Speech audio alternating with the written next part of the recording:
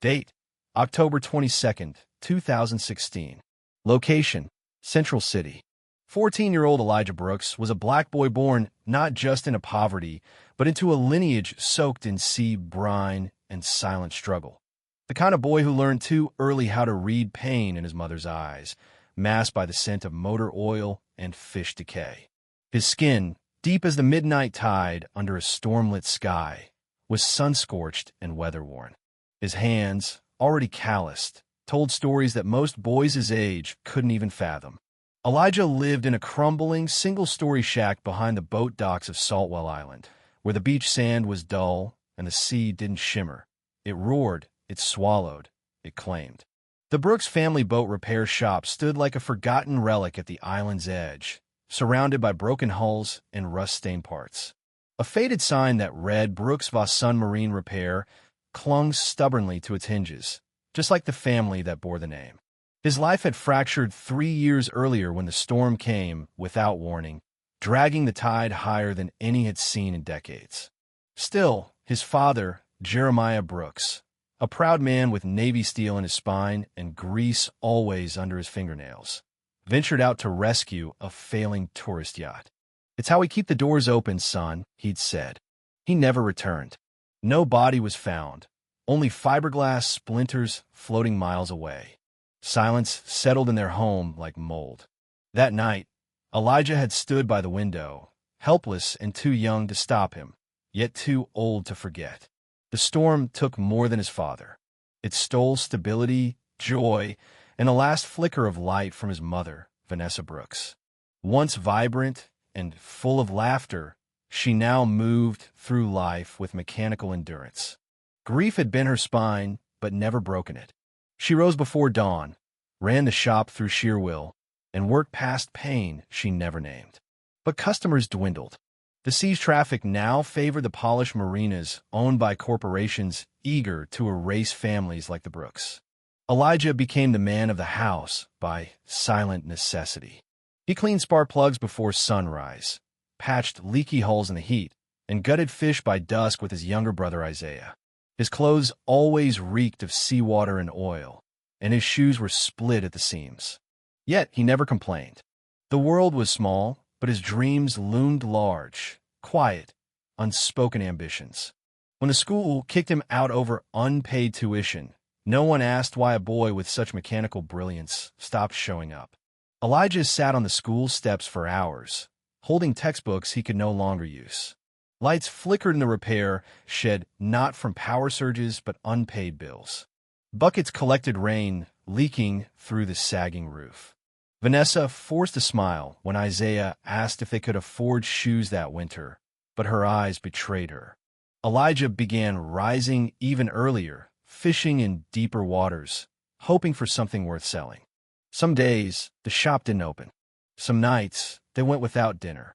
Still, Elijah endured. He was only 14, but he had buried his childhood beneath survival. He didn't laugh. He didn't wish. But buried beneath the scars was a boy who longed for something more. A world where the boats weren't always broken, where the sea gave instead of taking. And one day, the world came knocking. It began with the sound of a luxury motorboat gliding toward their dock, a polished, white vessel like a ghost in a ship graveyard. Elijah paused, his hands gritty with barnacle scrapings, and watched as the craft sputtered and stalled. From its deck stepped a tall white man in his 60s, dressed in a pristine linen suit, his silver hair undisturbed by the salt breeze.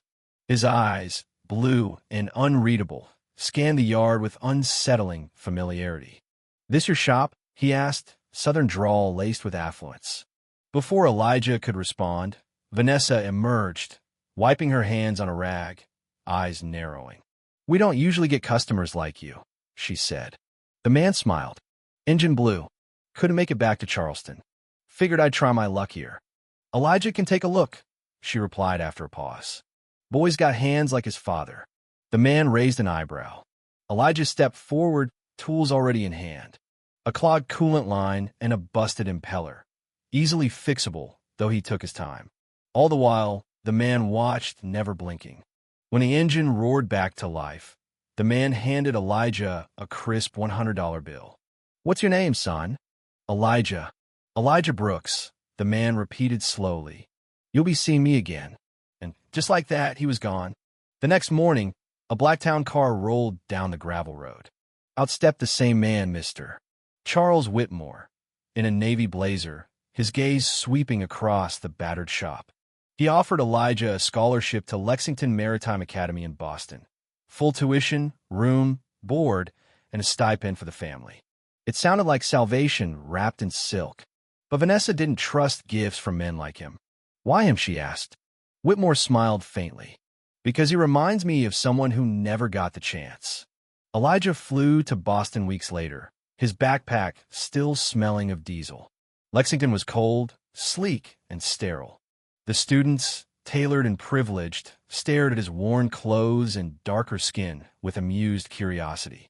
Trevor Sinclair, heir to a maritime fortune, called him janitor on day one.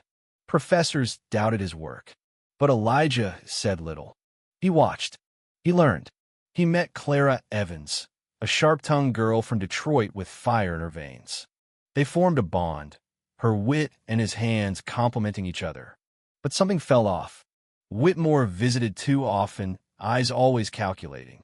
Coach Grant, a gruff black veteran, began mentoring Elijah, hinting at a deeper story. Then came the letter from home. The shop was being seized.